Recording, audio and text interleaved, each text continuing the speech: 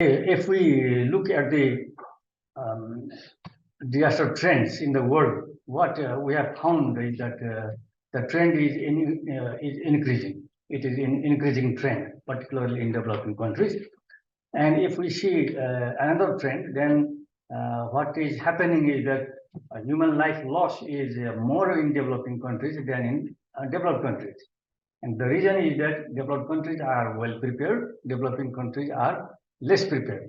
And also, another trend is that the physical property loss is high in developed countries, whereas the physical property loss is low in developing countries because of the infrastructures.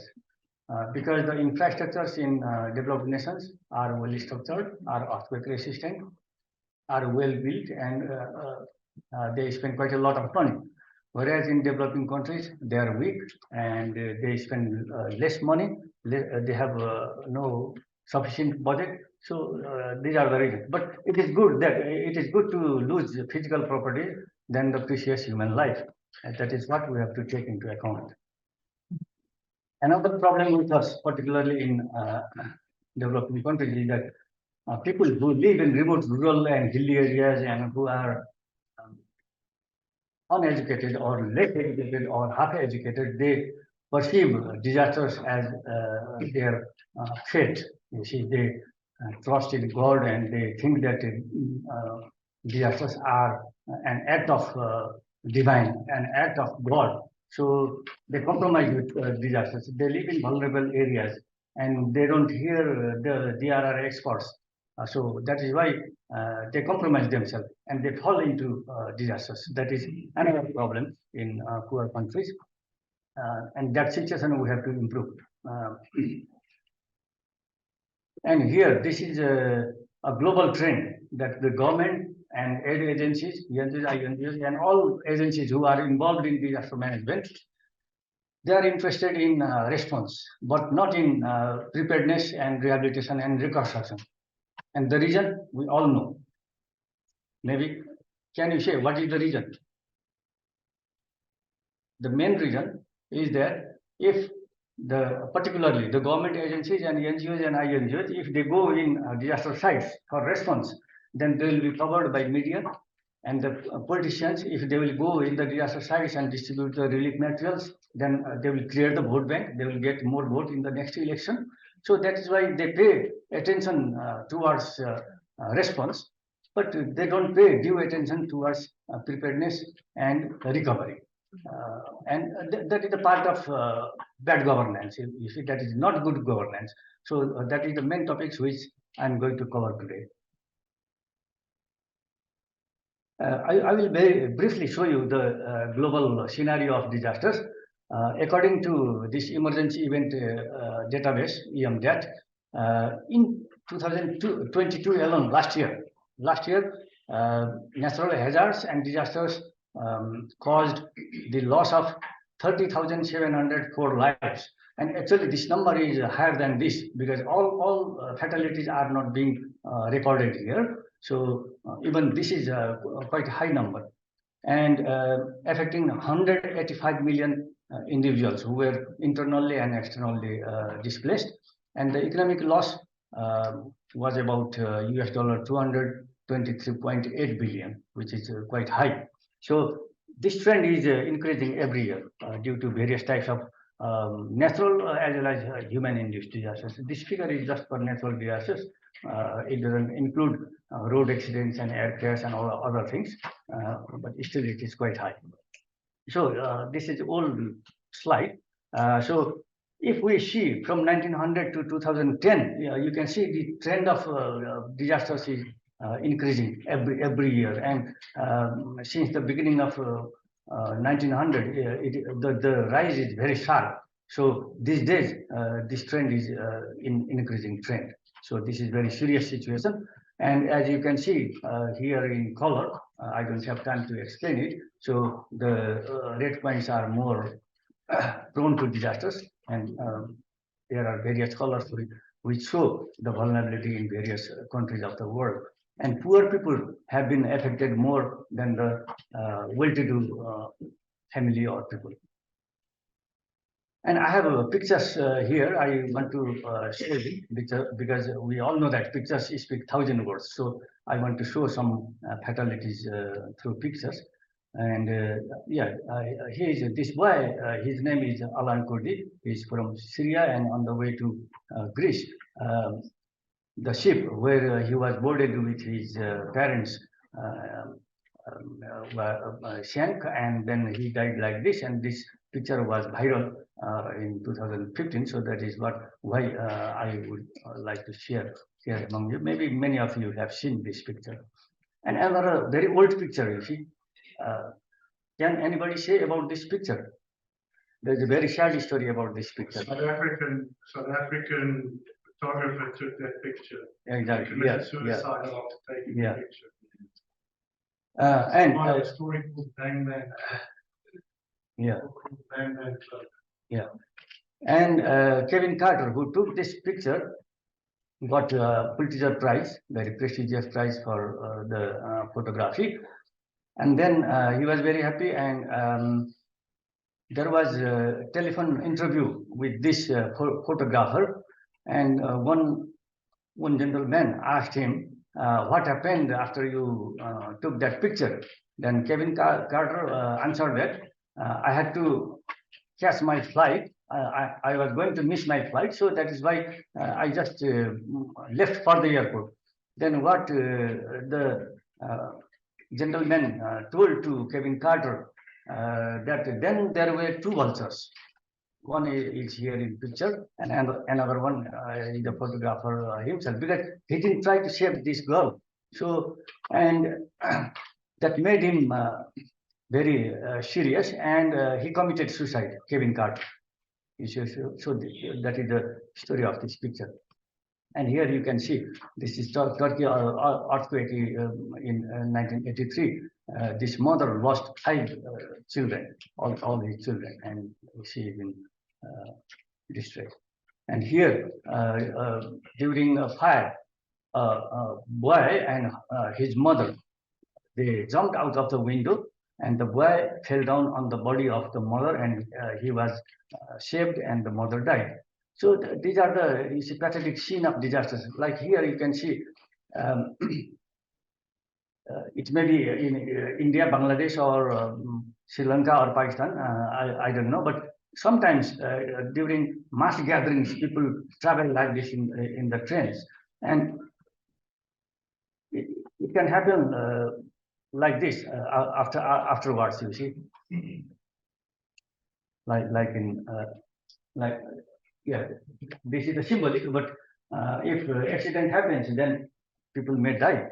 So this kind of risk-taking behavior is there. Yeah, this is the picture from Nepal, from my country, and this is during the rainy season.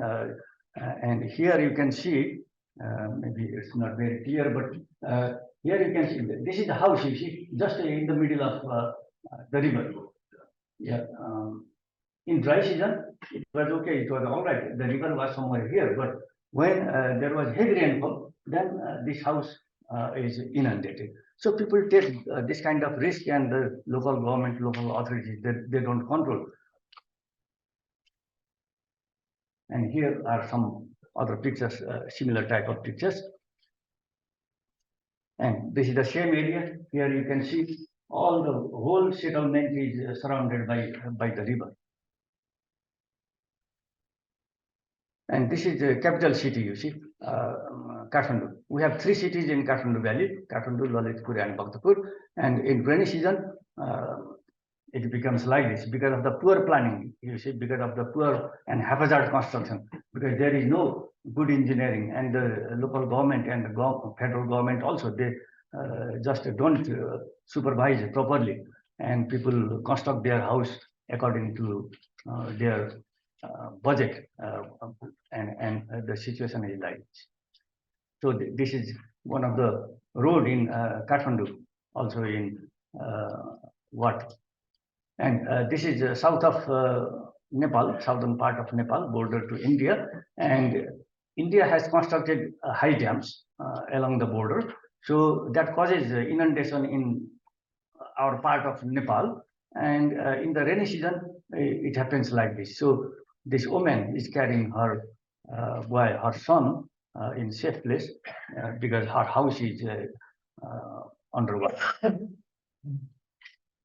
So this picture is from Kathmandu city itself. During the rainy season, situation is like this because of the poor planning. And this is the landslide somewhere in the hilly area. And you see people travel like this. This picture also is from Nepal. And people travel like this. And every day we have a news in the media that some accident happened in some places. And one or two or some people died due to jeep accident, bus accident, plane crash, and so on and so forth. So this is the risk-taking behavior of the people. And we have constructed roads like this, and in summer season the road becomes like this, and people have to suffer. So this is a development, but poor development, hazardous development. And we have various festivals, and people gather. This picture is not from Nepal; this is from India. But people gather like this in festivals, and you see, then there is a disaster. Yeah, this is the picture from 2015 Gorkha Nepal earthquake, and many people, 10,000 people died on the spot. And right after 15 or 20 days, there was another earthquake in Japan, similar, 7 point something. In Nepal, it was 7.8. In Japan, it was 7.6 or 7 or something like that. But in Japan, no one died. In Nepal, 10,000 people died. And the reason is infrastructure, because we had poor and old infrastructures. In Japan, the infrastructures were earthquake resistant. That is why nothing happened. So this is very important for us to learn. But we don't learn the lesson. This is again another picture of the Gorkha earthquake. So the result is that we are paying human cost and economic cost by deaths, injuries, and illness, and economic loss. We have tangible as well as intangible, and the effect is to the poverty, because there is the impact in water security, food, livelihood, health, energy security, and economic and political survival issues are very much related to poor people. So these are the reasons. I will go very quickly. Why disasters are increasing? So we all know that it is because of the high population. The population density is quite high in developing countries, and it is in increasing trend. Earlier, until last year, China was #1 in population in the world. From this year, India is number one. So still in developing countries, the population increase is a very serious problem, whereas in developed nations, in some countries, the population is in decreasing trend. And in developing countries as well as in developed countries also, the main cities, big cities, mostly are either in riverbank or on seashore. So that's why they are in vulnerable situation. So those cities are in high risk areas, and geologists forecast that some cities like maybe Los Angeles or San Francisco or Calcutta, Bombay, Shanghai, these kind of cities may turn into swampland later on because of inundation, maybe after 1,000 years. But that is what they think. And another reason is rapid and unplanned urbanization. As I showed you the picture from Nepal, that people construct haphazardly without consulting the engineers. So that is why we have the problem of earthquake, we have the problem of floods, we have the problem of landslides, we have the problem of inundation, all kinds of problems we have, and also health hazard is there. And media reporting also in media is not the reason, but because we have improved media. We have FM, we have mobile, we have print media, all kinds of media we have. And if anything happens in any corner of the earth, then we know immediately. That is why the number of death toll and other losses have been being reported in due time. So that's why the graph was so high, which I showed you earlier. And global climate change is another reason. We all know it, and it is not necessary to explain here. And increased technologies also are another problem for disasters. And economic stress, particularly urban slums, are very serious problem in some countries. In Nepal, we had no urban slums 15, 20 years before, but now we have on the river bank, and they are in vulnerable position, vulnerable situation, and they don't want to move in a safe place because of various reasons, because they want that land in their own name, which is costly, and that is right in the middle of the city, so they don't want to move from there. So urban slums have been very serious problem in countries like India, in Nepal, Bangladesh, Sri Lanka, maybe in many other countries. In China also they have some. And conflict all over the world is a headache. And also here you see disaster risk reduction governance. Poor disaster governance is one of the vital reason of disaster losses. And the reason I will explain later on. So what is disaster governance? Disaster governance sometimes is being ignored and not prioritized by the respective governments, particularly in our country. And that is the main driver if you look into depth. Because weak governance, as mentioned here, is a driver of disaster risk and is linked to many other risk drivers like poverty, inequality, poor planning, etc. So planning is very important to reduce disaster risk. And it is also the systems of institution, mechanisms, policy and legal frameworks and other arrangements to guide and coordinate and oversee disaster risk reduction and related area of policy. We have various legal tools. We have DRR legislations tool, frameworks, guidelines, everything we have. But the problem with us is that we have proactive policies, but implementation part is very poor. The government is not being able to implement appropriately or properly or effectively. And there are various reasons. Number one reason is that resource constraints, lack of budget and lack of political commitment. So, and actually good governance is a precondition for effective and efficient disaster risk reduction, which we have to understand. And because this refers to the way in which the government and non-government agencies, NGOs, INGOs, and even UN agencies, they have to coordinate at the community, provincial, regional, national, and international level.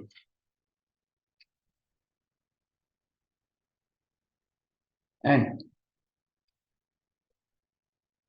whenever there is disaster, as I showed you earlier, that why the governments, NGOs, INGOs, and DRR stakeholders are interested in response is that is a reactive approach. Whenever there is disaster, then they go for search and rescue and for to distribute relief materials. Whereas if we spend, I will show you later on in the slide also, if we spend $1 in preparedness, then there was some study from some agencies long ago that if we spend $1 in preparedness, then we can save $7 in the future. I mean, preparedness will help us to reduce the human life loss and property loss. So we have to take proactive approach, not reactive.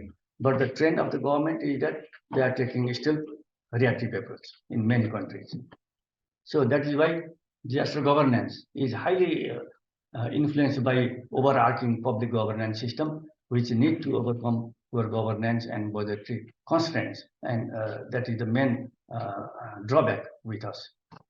And it is further aggravated by social, economic, and geographical disparities. It depends upon the geographical situation of the country, and there is very strong correlation between state, civil society, relationships, economy, and target groups. So we have to go and work in vulnerable area, and the target people must be the vulnerable population. But it is not happening, because the government sometimes spends money just for consultancies and just to prepare the reports in unnecessary things. So that situation has to be corrected. And of course, coordination is a very big problem in many countries, particularly in developing countries, and they don't work in good cooperation and collaboration, and not in good harmony, and they work in isolation. So that is why DRR works are being minimized. Because disaster risk governance means it comprises many actors, many stakeholders.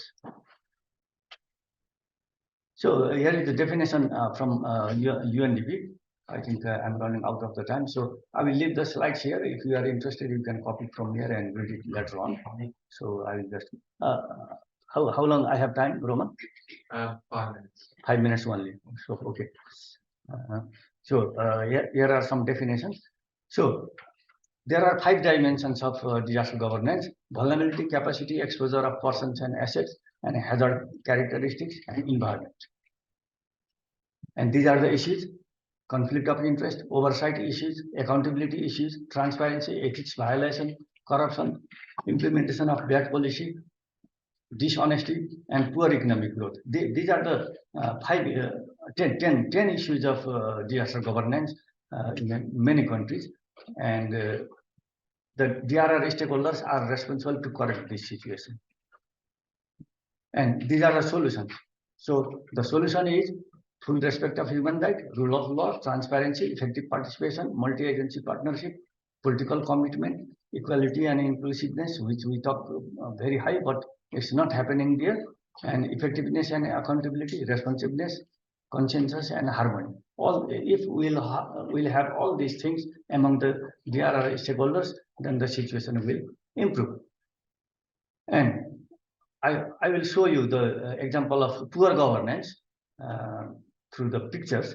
Here, this is a picture from Nepal.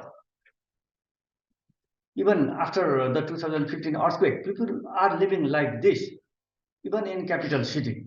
You see, they don't learn lesson from the they didn't learn lesson from 2015 earthquake. So if you go to my country, you will find this kind of situation, which is too bad. And these people who are living in this house are also responsible, and the local government and the federal government all are responsible to be this kind of situation. They have to dismantle. And this is also after the earthquake. You see, people are constructing houses like this. This is a new house. The guy is spending quite a lot of money to build this house, but he's taking risk. In the event of earthquake, it will break down. It will fall down because it is too high, and maybe the foundation, the pillars are not strong enough.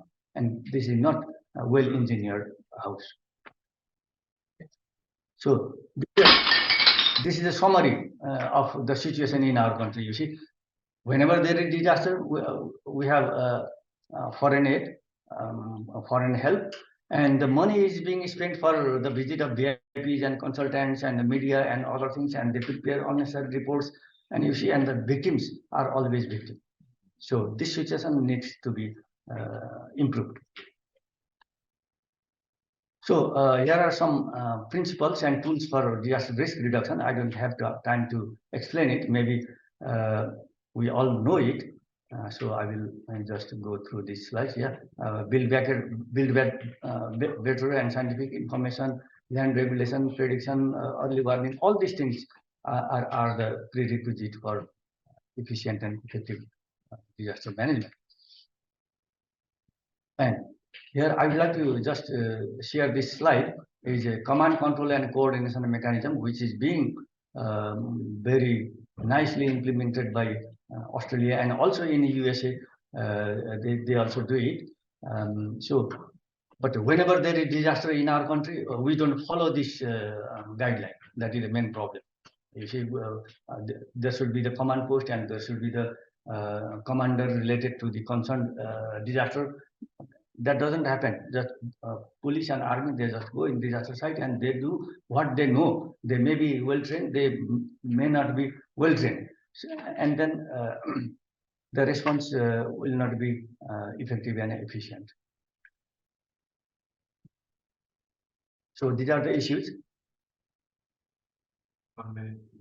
1 minute. Okay. Okay, here I have some.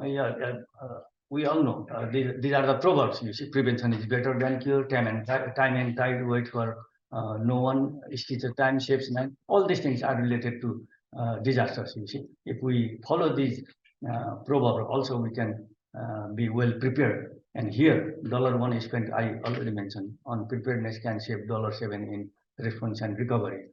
And that is why we should know the hazard. If we know the hazard, there will be no disaster. Yeah, build back better, I already mentioned. Okay, so takeaway message is that we have to develop an emergency plan, even at home, and prepare an emergency kit and complete the prepared home checklist. So it will help each and every family to be safe from potential disasters. And I already mentioned that we have proactive rules, regulations, and various types of legal tools. But the problem with us is good policy with bad implementation is bad policy. And finally, what Bill Gates said, the future is always full of surprise. There are no surprise in the past, but there are lessons. But we don't learn the lesson. I showed you in the picture. And what Mahatma Gandhi said many years before, the earth has enough to fulfill human needs, but not enough to fulfill our needs. Because people are encroaching riverbanks and other vulnerable areas. That is why they fall into disasters in the event of disaster. So for us, this is time for policy to action, reactive to proactive. Yeah, this boulder cannot handle this man. Disaster also like that. You see, it cannot be handled by a single agency. Thank you very much.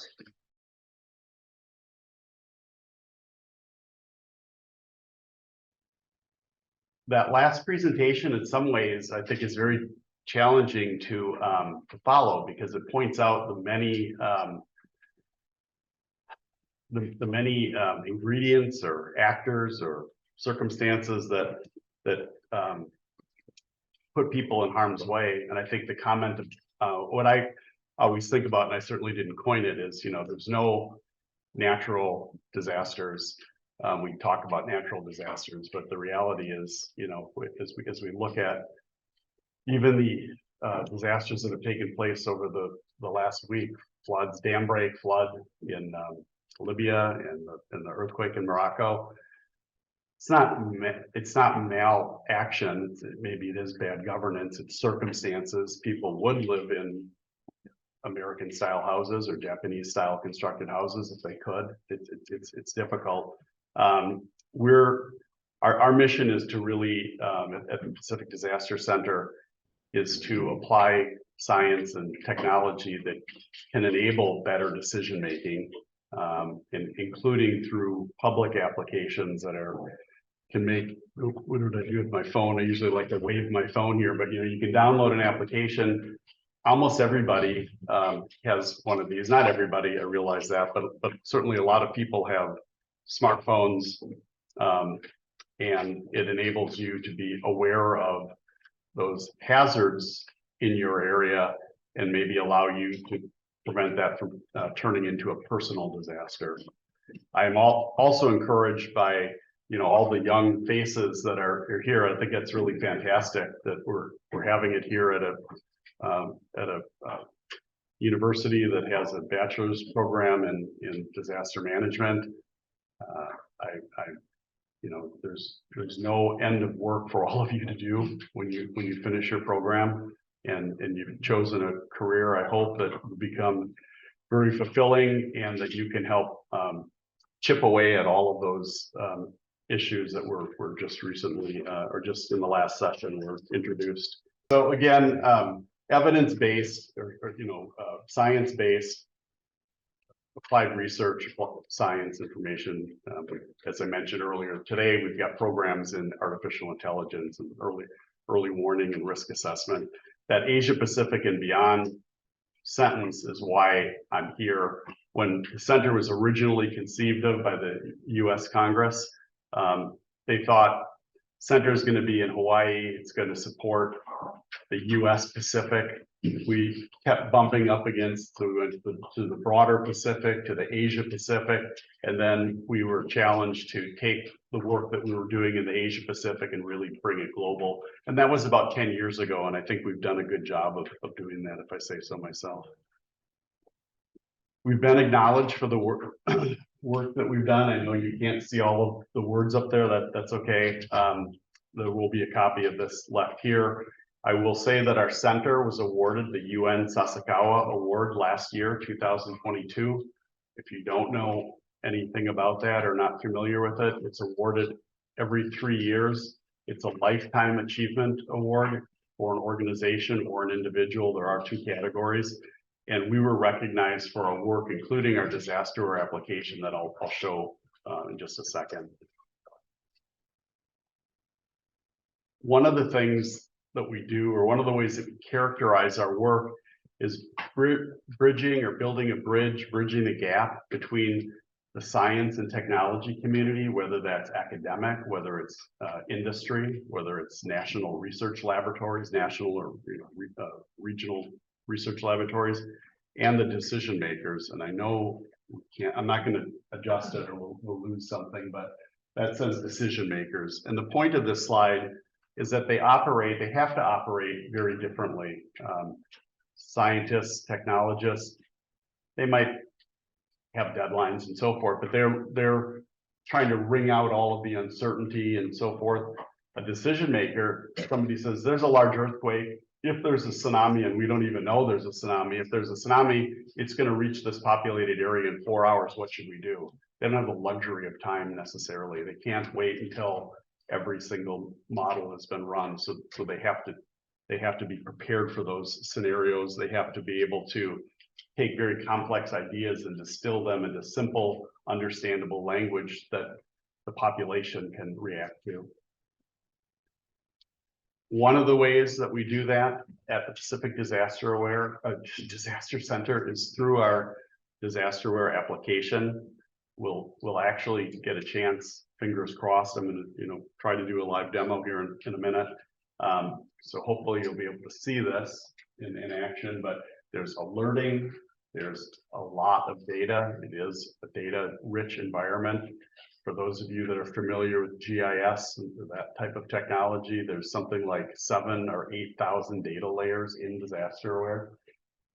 It helps produce analytical reports moments after a hazard takes place on what the exposed population is, how many people are possibly in harm's way, and what is the built infrastructure there.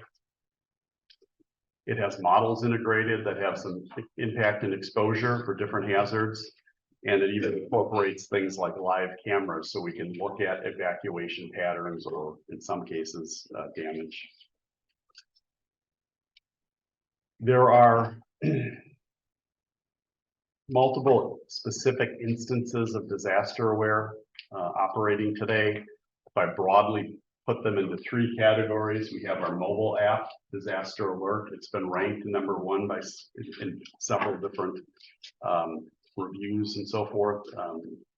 It's free to use, and 2 million or so people are taking advantage of that. It's available for your iPhones or your Android devices. So please go to those stores and download the app if you haven't. You can make some settings in terms of how you would like to be alerted and for what regions and so forth.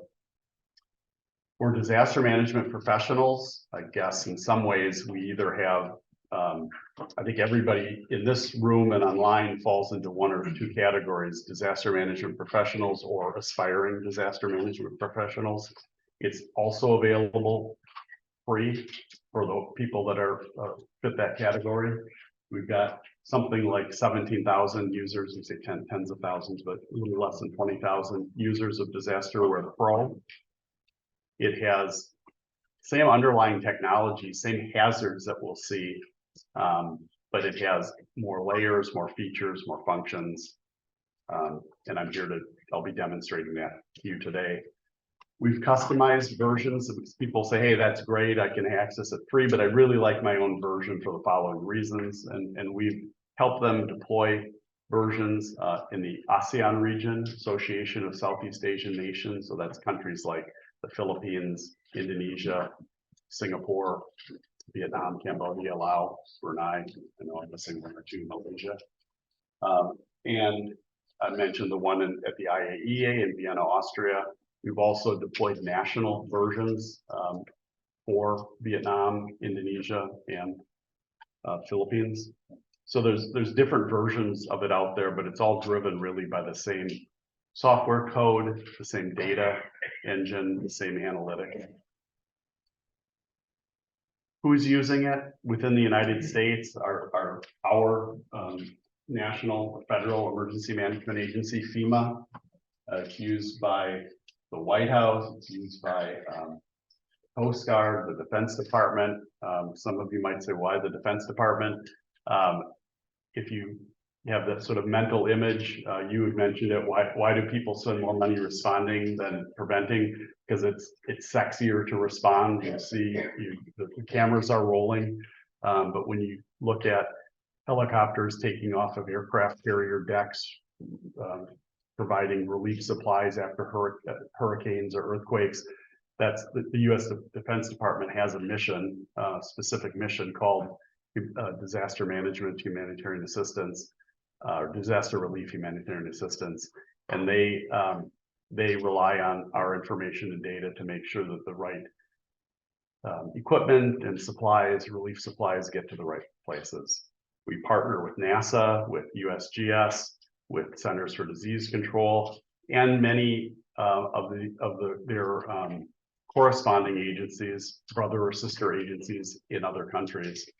We do a lot of work in the international community, World Food Program, OCHA, IAEA, World Health Organization, IOM, all UN organizations. We also work with regional disaster management agencies like SEDEMA in the Caribbean, ASEAN in Southeast Asia. Partially blocked, and that wouldn't be a full list anyway. A lot of the national disaster management agencies around the world have adopted Disaster Aware as their tool, as their early warning tool, and we're happy and proud to work with many of them, or most of them, to help them implement it, institutionalize it. Just one little note here from my partners in the Philippines. This quote came from Jomar Perez, who's the head of their operations center, Office of Civil Defense. That's kind of their FEMA. And essentially he said with the PhilAware system, which is what they call their disaster aware version, PhilAware allowed us to visualize the disaster threat and plot the impact areas of this typhoon, which then resulted in a number of landslides. It gave us real-time warning and tracking of the tropical cyclone Agaton's path, and let us map these areas quickly to get, ultimately to get relief supplies out there, search and rescue, and then relief supplies.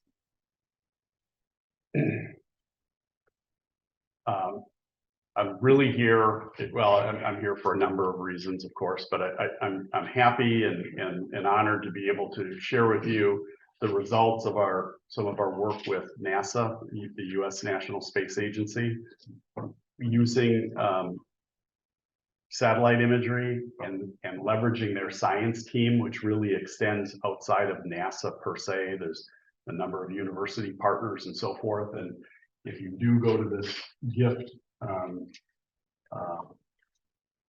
website, it'll talk about all of the partners and the different technologies and so forth. I don't want to spend a lot of time talking about the underlying algorithms and so forth. What I really want to do is show you disaster managers or aspiring disaster managers how you can utilize this information. Again, well, we can't even see all of it, but the point is NASA had developed something called a model of models. It brings in rainfall models, precipitation models, brings in drainage models, brings in some other observational systems, different remote sensing platform, radar, infrared, visual, and it applies different weighting factors and so forth. And what pops out at the very end, and that's really where PDC comes to play, is something that they call incident severity. What is the likelihood that this watershed basin will be flooded?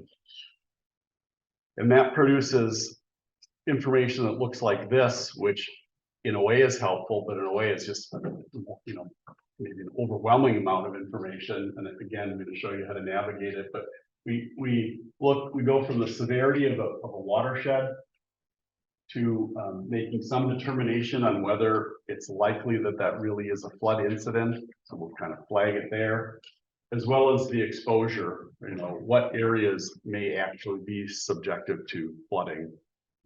And we, to some extent, simplify that by then distilling that, doing some merging of the different watersheds and so forth to produce what we call flood hazard. So in our terminology, from this part of the conversation forward, if I talk about hazards, it means it's met the definition to be included in disaster aware as sort of one of these big round dots on the screen, different colors, different icons and so forth. And we'll talk a little bit about that, but that's a hazard. The significance of that is once it has reached that level, that threshold of becoming a hazard, then it participates in the warning. So people will get notifications of that event. It allows you to do the impact assessment, and it allows partner organizations to share information products like situation reports, or sit reps as we call them, and damage assessment products with others that are responding to that. Almost done here, because I want to jump into it, but we do have plenty of time. One of the things that we do, in addition to flagging what area has a high probability of being subjected to flooding, we produce some automated products like this. So one of the things that we try to do, there's 60 or 70 of us, we can't be scouring the news or manually creating products like this and analytics every time a disaster event happens. So we spend a lot of time automating that, building underlying databases and processes that allow us to say, hey, this area is a high probability of flooding. How many people are there? Of those, how many might be particularly vulnerable? Airports, seaports, hospitals that are in that impact area. And we'll look at this in even more detail. Noting that some of this is, as I mentioned this morning, some of this is aided by artificial intelligence to put a message like that together for every one of these hazards, every one of these products. Again, I can't have a person typing up this information manually when there's 50 of these a day or something. So we use AI to help craft a human readable message from all of that information. We build training materials. This is just one page out of a training guide online. It's not, I guess, even really a page, but a web page. But information that you can access through PDC's website to help you understand disaster aware, its content and its use. So this is just an example. And of course, it looks sort of like hopefully it looks like a learning aid, teaching aid. We've also developed, because I know, even for me, who uses disaster aware frequently or helps people use disaster aware, that there's a lot there. There's really no such thing, I think, as a simple system that does so many things.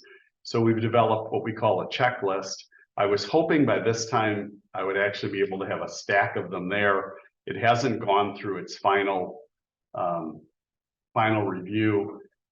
Probably you've seen, I know several people have mentioned it, they had seen it, but Maui, our backyard, I'm from the island of Maui in Hawaii. We had a devastating wildfire about a month ago. It completely burned down one town, the town of Lahaina. Nearly 3,000 structures were destroyed. About 22 or 2,300 of those were homes, were residential structures. So 2,000 families displaced, more than 100 casualties. There's still several hundred people missing, so I'm not sure if we'll ever get a definitive death count. I guess the official count right now is 115. But anyway, we were immediately asked by Maui County Emergency Management Agency, the State of Hawaii Emergency Management Agency, and FEMA, our federal, to assist. So we pretty much dropped everything that we were doing and staffed the EOC with two analysts 24/7.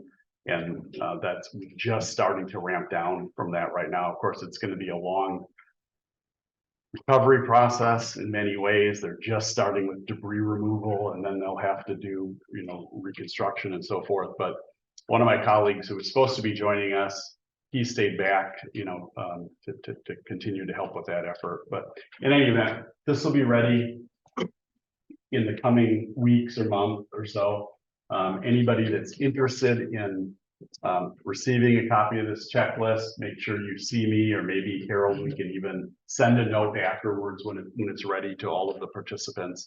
But what we've tried to do is take this through the typical steps that an EOC, and I know you can't read all of it, but you'll be able to have a copy of it. All the steps that an EOC would take in terms of making like hazard monitoring. So I received an alert. Is that something that I need to take action on? Maybe yes, maybe no. Through the progression of, hey, this has met that test. I do need to take action. What actions do I need to take? So this is maybe the start of something that would evolve into a full-blown standard operating procedure, but it's really to help a disaster management agency, and maybe especially one that's a smaller or just come into existence, doesn't have a robust SOP or checklist developed. It's a way to think about it. So this part of it is written generically for all hazards. And then we've gone, you can see that Appendix A, we've got one drafted for flood hazards and are in the process of doing the same for landslide, wildfire, earthquake, and tropical cyclone. I think we'll have 5 altogether. We may expand that, but at least those are the ones that we've targeted. So now in this flood example, it's taken that generic template and looked at, what's the screen going to look like for you as you're doing this and looking at a flood hazard? What is this report going to look like? How do you access it and so forth? And I think I've sort of zoomed up, if you will, but I think we'll just bypass that and we'll just jump right into the system. Before I do, just wanted to know, we've done the same work with NASA, a different group of scientists and researchers. We've done the same work or similar work for landslides. That was released about 6 weeks, or no, I guess maybe about 2 months ago. Was released into our system. So now we have global coverage for landslide hazards.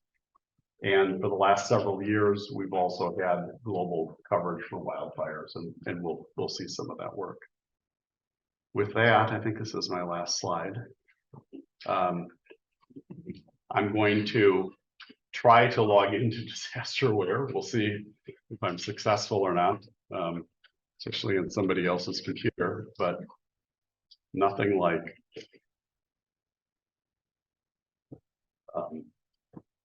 oh, and will they see this screen, or are they seeing my whole screen, or just the app? Yeah, maybe let's do that.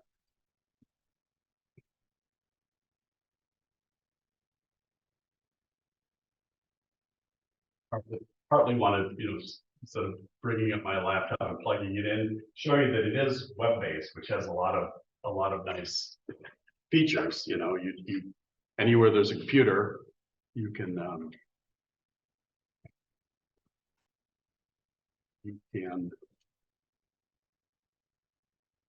log in and if you can type, let's see, and if you can read. And if you can spell, let's see, okay. So, missed an S. Disasterware.pdc.org.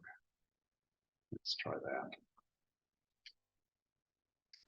In Disasterware Pro, you know, we have communication specialists and help us brand. We're a university, so maybe we're not the best at that. For a long time, this used to be called EMOps, Emergency Management Operations System, and so they finally said, "Hey, we should have something catchier than it." So that's what they came up with. But it is designed for disaster management professionals.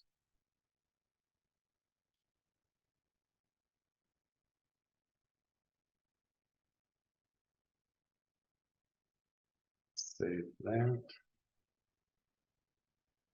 Oh, and I went through that quickly, but it right below the login. So if you go there, right below the login, there's a button that says request access.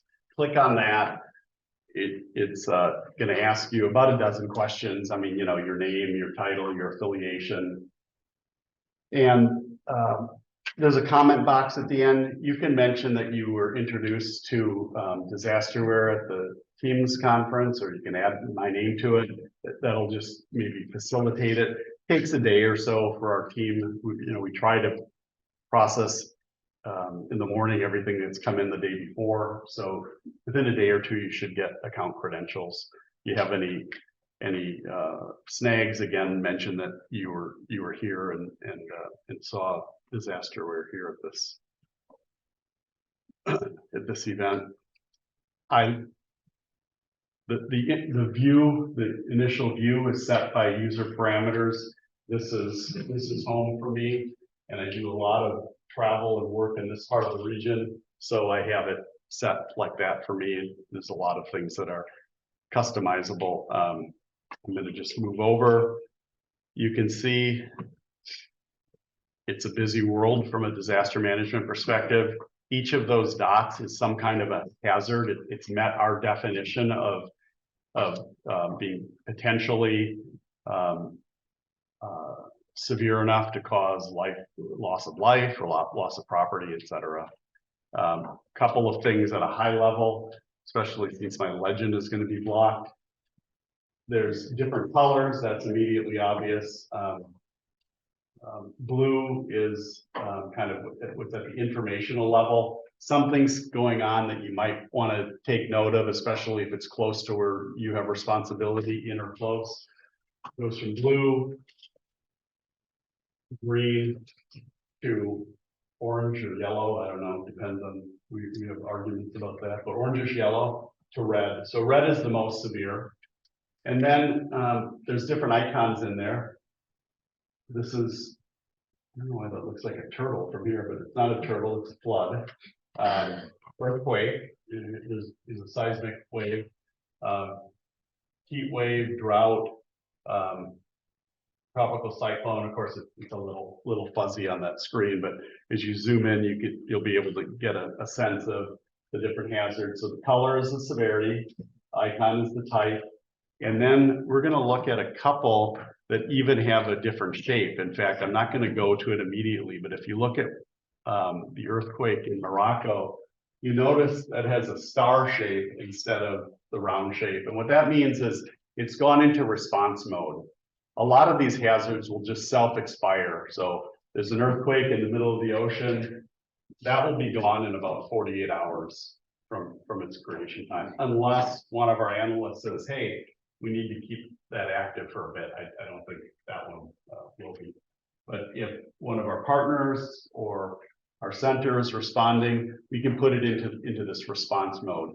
It means you don't have to be alarmed that there's something, that's just happened, but in some ways it's sort of an indication that, hey, it's significant enough that that we're holding on to this for a little bit. There are also symbols. I know there's not anything going on right now in terms of an exercise, but we use this tool for exercise and simulation training.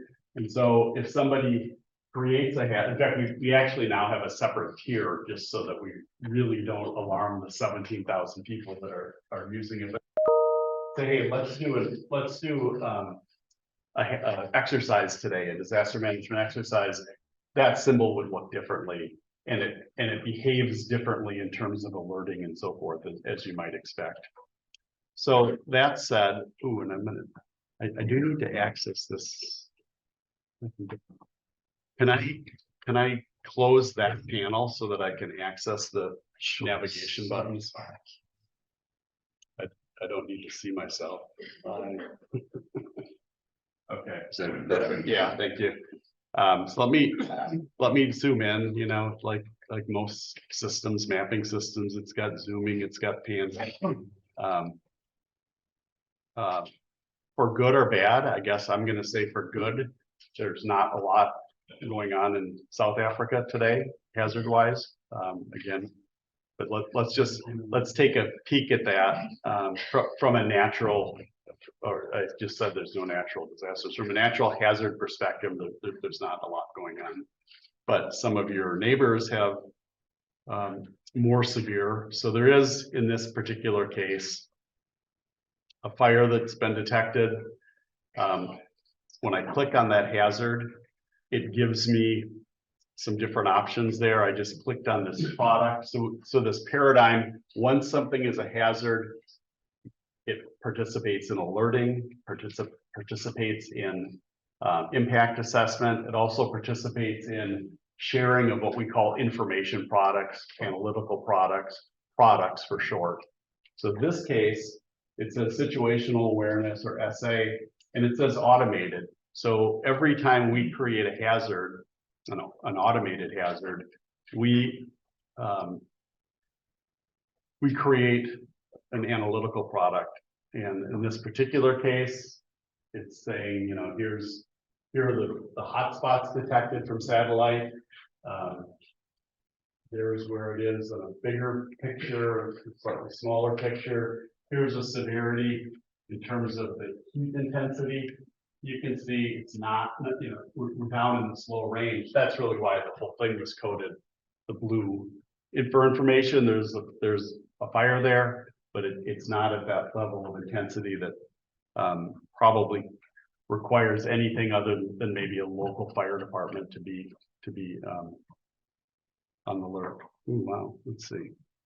How do can I hide that as well? Let me get the other tab. Oh, I guess here's my tab. Yeah, I'll just, there we go. So since we're here talking about floods, let me just go up the coast a little bit. And it's always a little nerve-wracking doing this live, but see what's going on in Tanzania. So there is a flood there. I'm going to open up that product panel. Looks like there's 7 products. That means, and they're all the automated type. What that tells me is that we get about 3 updates a day for the flood product. So that says this has been going on for a couple of days. I can click on that. We're doing some re-engineering. I think our engineers are always doing re-engineering or re-architecting, but trying to make these all look more consistent, you know, they have not always exactly the same information, but some of the same core information, but you can see it.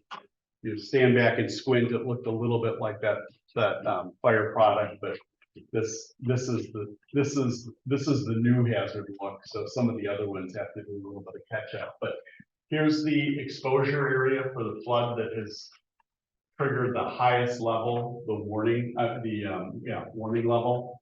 But you can see that there are some adjacent watersheds that are at watch and advisory. And gives you some information that there's airports and hospitals in those impacted areas, and you can see some of these icons there. Again, a little hard to discern on that screen, but it's a product that's available. That could be attached to an email and sent. It can be printed out and handed to a news reporter or somebody else. So the idea is, yes, we'd like you to interact with the system, and you can interact with the system, but if you want just something really quick, here it is, boom. Hit the print button, hit the email button, and you've got that. Let's take a look at this in a little bit more analytical fashion, and I'm zooming in the process. I'm going to go to our event brief, and that's really our kind of impact assessment. And the word, the name of this came about thinking about, here's a potential event, potential disaster event, and I want to brief somebody interactively. I could hand them that situation report that I just showed you, that automatic situational awareness. But I can also stand up here, if this were in the Emergency Operations Center, and I could brief you on what's going on here in an interactive fashion. As you see this, you know, if I want to interact and so forth, I can do that. In fact, there's one of the airports. There was another one of the airports. There's the hospitals, or at least 3 of them. I don't see the 4th one right off the top of my head, but it's got some of the same information: schools, hospitals. More importantly, it has information about exposure. It says in that area that is flagged as high flood likelihood, there's about 165,000 people, estimated to be in maybe 33,000 households. Of those 165,000 people, maybe a quarter of them, it looks like, are estimated to be more highly vulnerable based on socioeconomic data.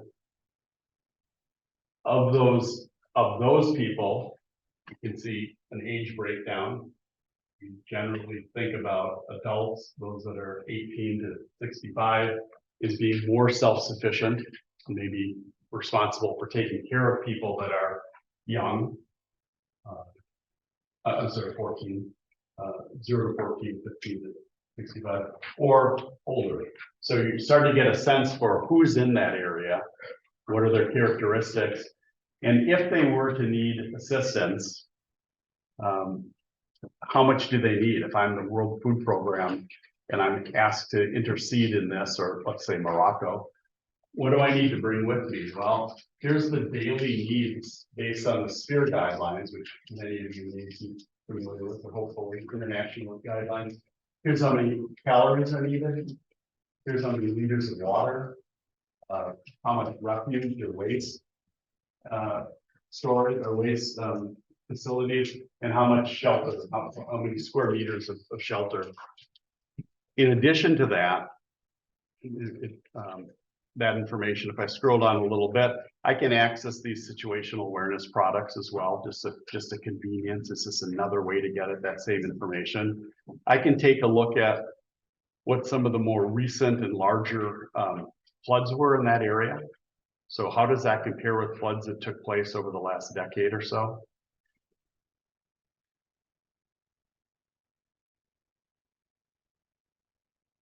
Yeah.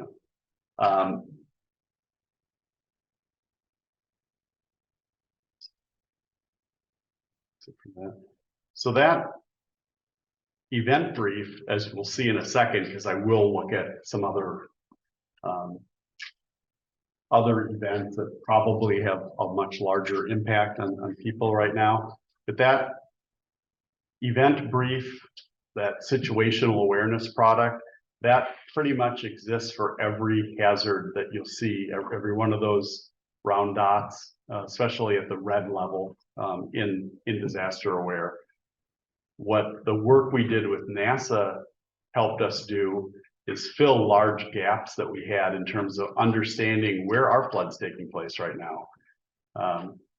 Earthquakes have been, sort of globally treated for many, many years. There's seismic networks that all of the many of the countries participate in, and they have their seismic monitoring, and it gets relayed, and they triangulate and they estimate the magnitude and the depth and so forth.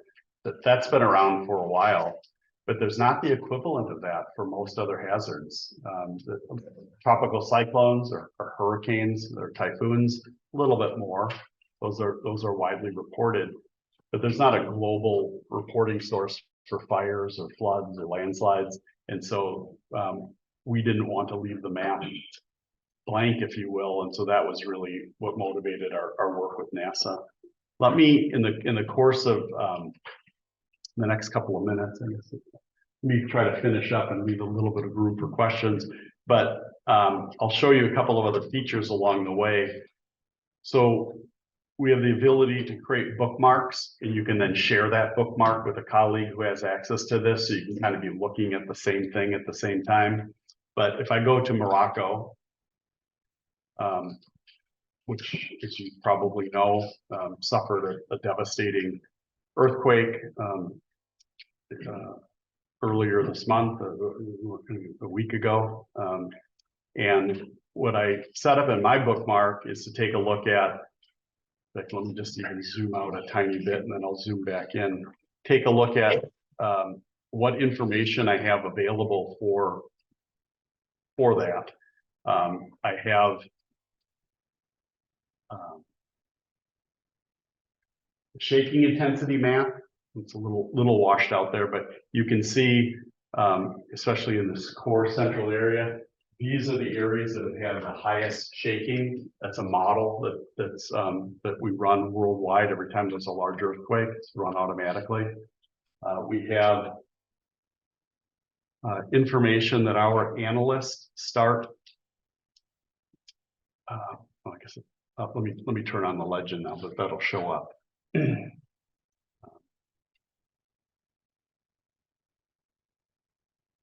So there's the shaking intensity. If there are aftershocks, which there's probably certainly are, we can see the intensity of those. And then, and I appreciate, again, this will be a little bit hard to read, but let me just walk you through it. So these are categories of buildings, different colors, damage assessment. This came from our partner in the EU, and it's talking about, in color coding, residential building destroyed, residential building damaged, residential building partially damaged, etc. So as I now, let me zoom in, you can start to see the information that's been reported at that level of building damage. And over time, that will continue to get populated from our partners and those that are, on the ground responding, United Nations, UN OCHA, the government of Morocco, and so forth. If I go into that product view, as I did before, you'll see it's got a lot more folders, a lot more categories of information than that flood in Tanzania, not understandably, I guess, or predictably. So we still have that situation awareness, and now we can see where there's the products that are being produced by UNISAT, which is the UN's Office for Satellite Imagery Use for Disaster Management, Map Action, which is an NGO, Crisis Ready, another NGO, World Food Program, European Commission, Médecins Sans Frontières, Doctors Without Border, and others, USGS. So those are all situation awareness products. Oops, I guess I could have, let me go back in there. And we can go into the, let's say, damage and needs assessment. So UNISAT is already using satellite imagery to start producing satellite derived damage assessments. So they're, these are information products that they have posted to Disaster Aware. We can look at, we just go into some of the situation reports. Let's see, just as another example. So here's what UN OCHA most recently provided. So all of these come into Disaster Aware either through our partnerships directly or through our disaster management staff populating these. I would say part of the content is PDC curated and part is partner partner curated.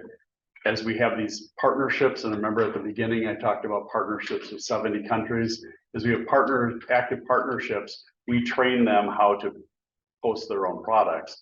In in our work, when we customize systems, almost exclusively that content comes from our partners posting information. I know we've got about 5 minutes left. I want to be respectful of your time and the next speaker. So let me pause there. We could do a full-blown training.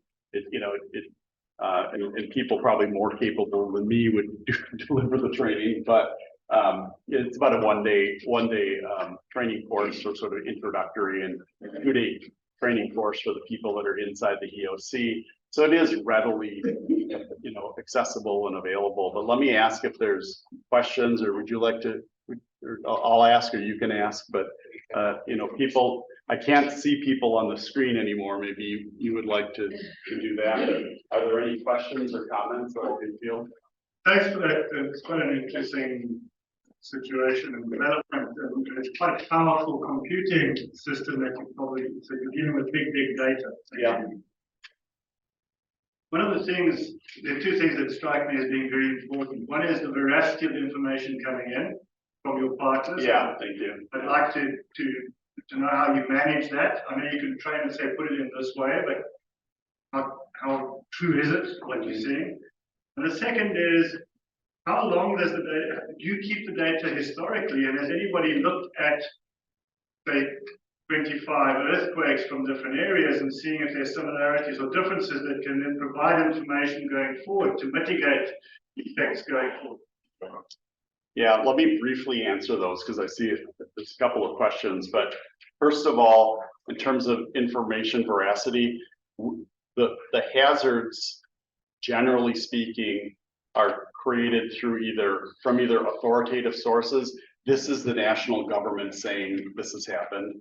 Or in these cases where that network just doesn't exist, then we work with people like NASA and universities to put these models together. And we do, and they're being run through validation exercises or validation assessments as I speak, where we're looking at, we still have people that are manually looking at those and saying, hey, it missed one, or hey, it probably false positive here. And we feed that back to the science team and so forth. So in terms of the dots on the screen, that in terms of the analytic situation reports and so forth, we are very careful about giving out the credentials that let you post. In some cases, we've done some automated things where we're harvesting it from the World Food Program's archives or whatever. But we have worked with our national partners to allow them to do that. And we have a program that takes them several months to really get through, where we're having them post that into our test environment, and then we review it, and then if we, in a